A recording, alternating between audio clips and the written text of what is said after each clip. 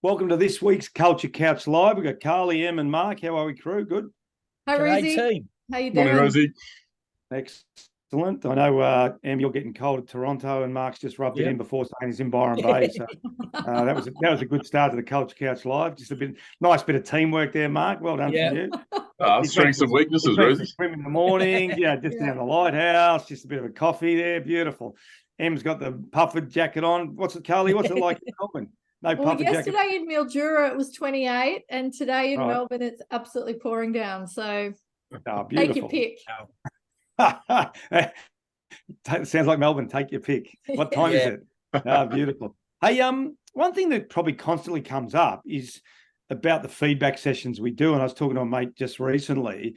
We had a really good chat about it. But I think one thing that does get misconstrued, often in our workshops as well, is when we're talking about real talk, we're not just talking about the room for improvements or negatives. And I think it's interesting. We were chatting before we came on, Carly, and even at footy clubs, there's a real distinction. Here are our room for improvements, and here are our positives. So it's sort of so stark. But I think in the corporate world, we're still a little bit stuck on what real talk or what just genuine conversations are. So we often have to explain to people, no, this is not just about don't be late, or you didn't call someone back, or you didn't do this. How do we get that started though? Let's talk about some of the techniques we can use to get more of a positive vibe when we're talking about feedback to our teammates. Yeah. Yeah. Well, there's so many pieces to what you've just said, Rosie, but starting with the reward and recognition and the 4-to-1 ratio that we talk about a lot. And I know the studies that we refer to talk about, sport, and that the ratio should be 8-to-1 or 10-to-1 or 15-to-1. But in corporate, we talk about catch the good, and Em will talk a lot about how we do that and why we do that. But we have to feel safe to have the conversations. Yeah. So I think that's what we talk about a lot at the start of our program is let's build relationships. Let's take the time to spend together so that when we do get to the place where we need to start giving feedback, that we feel safe to be able to do that. And just because you've worked with someone for years and years and years doesn't mean that you've got that safety, because, whatever's happened in the past and whatever the relationship is, but there's so many elements to it. But the first one is take the time to build relationships with your team so that you have the safety to be able to have those conversations. And I think that's something you talk about all the time, Rosie. Yeah, Carly, I reckon it's probably still the missing piece. Before I go to you, Em, and we can chat on about the talk you just recently gave on Catch the Good. But Mark, I still don't think people really understand what psychological safety is. And we're massive Brene Brown fans, but I don't like that term because it's sort of a confronting term when you talk psychological safety. Well, hang on, what's wrong with me, or what's right with me, or it's a really interesting term.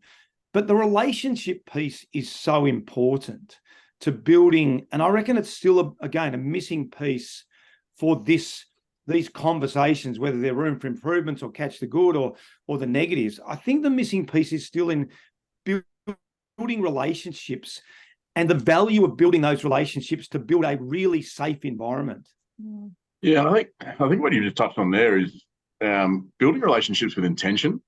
It's so easy, and it's the old water cooler conversation, or on Monday morning you come in and you say, how was your weekend? And it doesn't really have any intention behind it. Anyone can say, how was your weekend? And then by the time it comes to Wednesday, that is almost redundant. But then you start asking, what are you up to this weekend?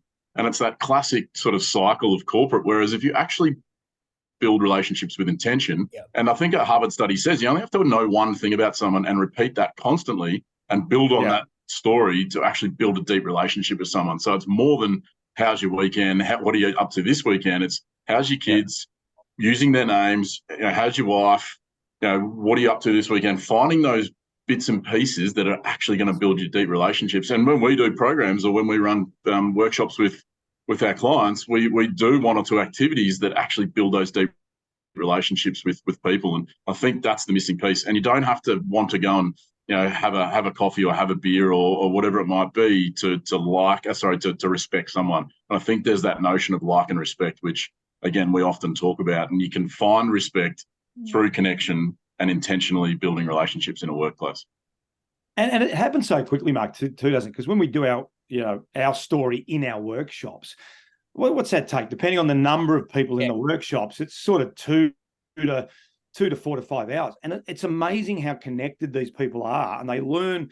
And each person might only speak for 5 to 10 or 12 minutes, Yeah. That's a really good way of, but the difference after that session, people texting each other, people ringing each other. I didn't realize that about you, and the connection.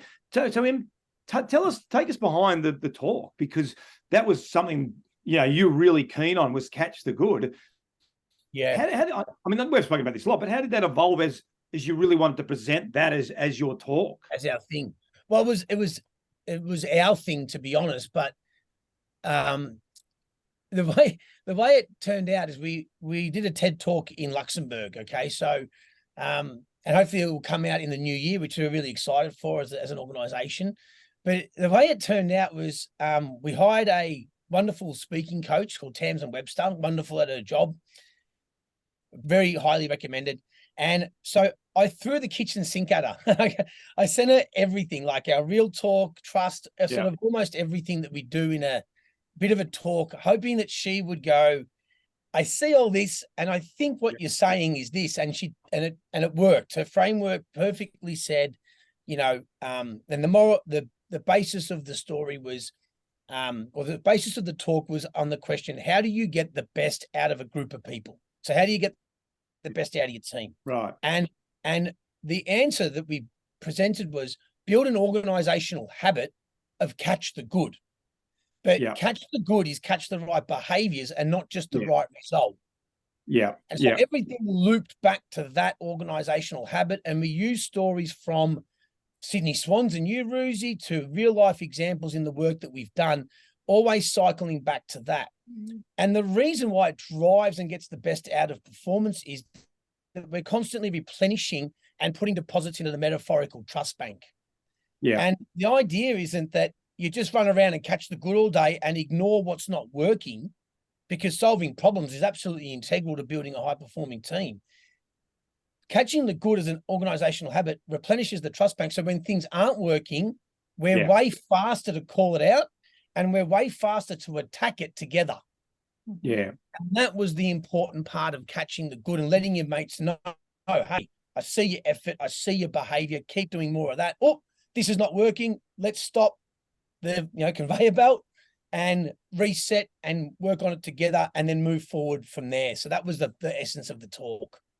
And I think I'll pick up a couple of things on that, Carly, because, and you've heard me talk about before, the difference, the massive difference between sport and the corporate world is we wait for the sort of 3 months, 6 months review. Yeah. Now, the problem with that, we don't have, a history in between of giving and receiving feedback. So we wait for the review, and typically what we do, geez, what's Em doing wrong?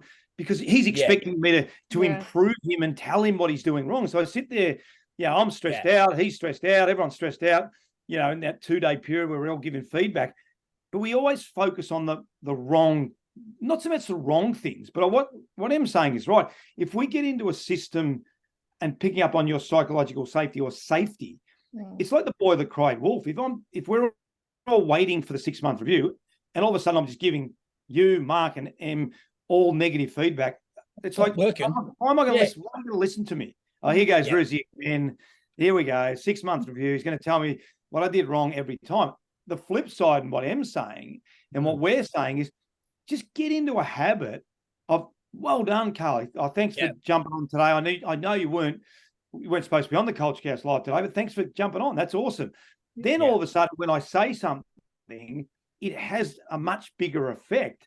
When I say, oh, Carly, you were late to the workshop the other day. Oh, geez, Ruzi's not normally like that. So there's a lot to be said for setting up that framework, and that comes back to that safety, doesn't it?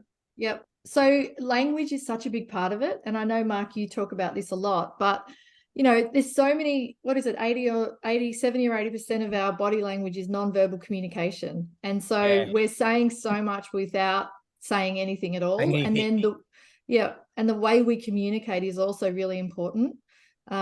And you have to put yourself out there and be a little bit vulnerable to show people that that's okay and that you're open to have the conversation. So I think that vulnerability piece is really important too, because it is absolutely, as Brene says, a magnet.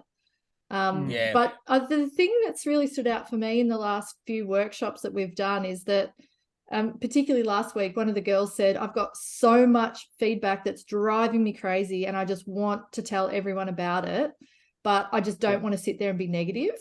And so we worked through the process, we talked about Real Talk, and then we put them into department to department groups. And we said, right, tell me what your expectations of our group are and what do you think we need from you? And they sat and they gave each team expectations. And at the end, she said to me, I literally just got every single thing off my chest. It was done in a positive way. We had a really good conversation about it. And now everything's been resolved. My expectation versus delivery gap has closed enormously. And it didn't have to be difficult or confrontational or uncomfortable. And I think that's, you know, really about the mindset. Is we're here to give positive feedback. We're here because we care. We're here because we want to be better. And just giving people the tools to be able to do that is just almost the other missing link to the relationship part, isn't it? It's just, it doesn't have to be as hard or as scary as a lot of people. It doesn't have to be difficult. But I reckon, and I'll pick up on what you said in the last, Mark, this question, but it can't be results driven. And again, I think that's another thing. It's got to be behavioral driven. But if we don't have a culture code, but more importantly, Mark, if we don't have leaders that turn up the meetings on time, it's very hard for them to then question. So being a role model leader is really important. So then we can see the behavior. So then when you reward me, I've already seen you do the behavior. Well, mate, thanks, Ruzi, for jumping on a couple of minutes early, knowing you're already on the call. So talk to that as well. It has to go back to a behavior. It can't be just something like, oh, geez, I don't like your shirt today, mate. I don't like that color. Or, you know, geez, why didn't you brush your hair before we got on? Like, there has to be something foundational around our feedback. Otherwise, we're all, like you said, Carly, we're sort of all getting stressed out all week because we don't really know. And if we have a good weekend, then we don't worry about the feedback because we had a good result. But then all of a sudden we're walking past behaviours. So talk to that, Mark, as well. Yeah, and I don't know if you had a little whack there on the way through, Ruzi, about my not brushing my hair, but right, I think it looks not too bad. Well, you did have a hat on before. You did have a hat you had to take off. You're right, because a big part of what we do in our programs is creating a foundation, really, which is your culture code. But without that foundation, you are just talking about things from your own perspective. And that's, again, a lot of the work we do. Everyone sees the world in a different way.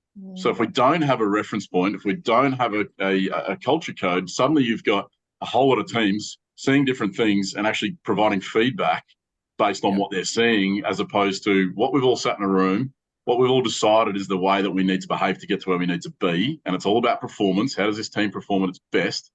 But then that is a reference point, and that's what you provide feedback on: good, bad, and indifferent. And that then starts to build psychological safety, because we've all sat in a room and said, hey, we are going to do these things to be the best team we can be. And hey, now I am going to be the best teammate I can by providing you feedback when I see the things that you're doing well. And if we see things that we're doing well, or see things that our teammates are doing well, and we reward and recognise it, we're pretty simple human beings. We're going to continue to do those things. I'm going to get really basic here now, Em, because I think let's really break it down. What is a behaviour? Because I think often it's funny, isn't it, when we get in our workshops, and a lot of companies have a purpose, some have values, but they really struggle when we start to see what are the behaviors you're seeing that are holding you back. They really start to struggle to talk, what is a behavior? So, mate, I want to give you positive feedback. You know, you've got, unlike Mark, you've flicked up your hair back today. You got a bit of product in it. You know, you look at $1 million, but is that is that a behavior? Is that in our culture code? Really break it down. So we are creating a psychological safe environment, but tell me what a behavior is, because there's so much misconception about what I'm going to give positive or negative feedback on.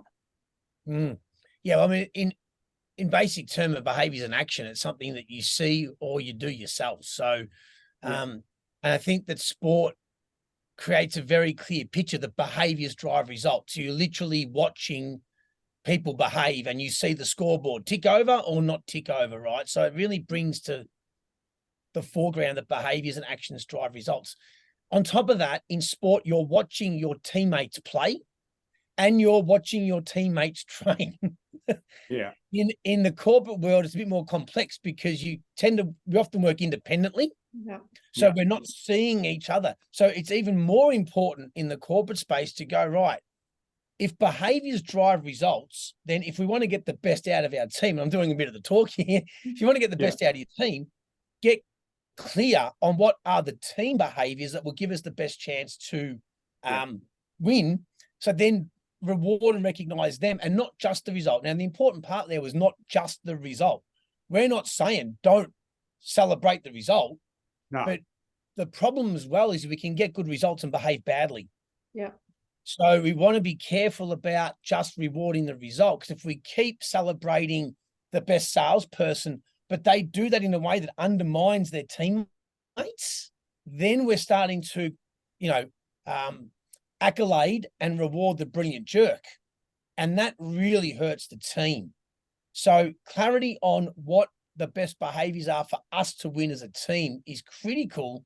So when we do catch the good, hey, really appreciate you listening and asking those great questions in that meeting, Mark, because that really helped unlock I was struggling, but your questions, especially that third question, really got me going.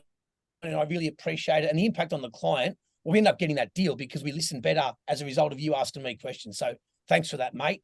We won because of your questions. That's how it should play out as an example of a catch the good moment, right? Yeah, I'm going to finish on something which you touched on, Em. I used to love it when we won for a number of different reasons. But if we won and our behaviors weren't great, it was a fantastic opportunity to show a lot more of the negative stuff. Yeah. And I think that's where the opportunity arises, because everyone's feeling good about themselves. So they're not walking into a sales meeting or walking in. But what it allowed me to do as a coach was to say, guys, fantastic. We got the result on the weekend, but our behaviors didn't match it. And you could see them go, and they were really receptive to that, because everyone likes winning and everyone likes creating sales and everyone really likes doing it. So there's an opportunity as well. If you sense as a business you've had a really good week or a really good month, but you're really concerned about the behaviors, there's a really good opportunity to review. Really good opportunity for you to review that. So hopefully everyone got a piece out of that. So there's a lot about relationships, but really clear behaviors. What's a behavior? But again, just consistency around. Well done. Oh, thanks for that. That was awesome. But overriding it, if you're a leader, you're a role model. So it's really hard to drive something. So well done, crew. That was very, very good. Yep. And we all like positive feedback. That was number 3 on my 25 ordered in 1998. I think it was number 3. Was it? There we go. Look right here. Give me some positive feedback. One you prepared earlier. I was a pretty good player. You guys know that. I was a pretty good player. The list has stood the test of time, Rosie. There's no doubt about that. All right, guys. Thanks a lot. Hopefully everyone enjoyed the Culture Couch Live. Thanks, Beautiful. Mark. Thanks, Em. Thanks, Great Carly. episode. We'll Thanks, see you all team. next week. Have a Thanks, good Rosie. day. Thanks, Thanks, everyone. Bye.